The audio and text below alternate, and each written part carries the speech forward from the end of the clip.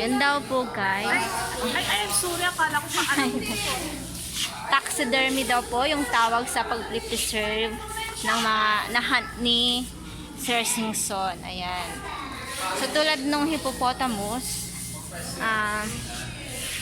tunay po yung katawan, pero pinalitan na daw po yung mata sa kanong bunga.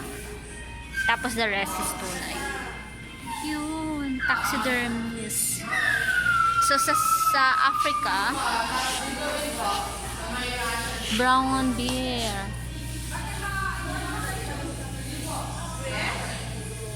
Taxidermies.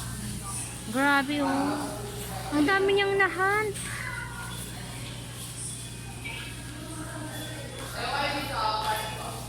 Ang dami niyang nahunt.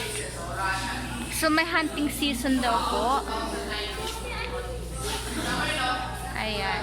Ngayon, yung mga nahunt po is pwede po nilang uwi. According doon sa tour guide. So, ang dami niya pong na-hunt, guys. Na-hunt. Ang dami. Ito, may oso. Si black bear. Alaska wolf. Ang laki, no? Ang laki. Tapos, paano kaya niya inuwi dito sa Pilipinas? Kasi sa, ano pa to eh? Sa Africa.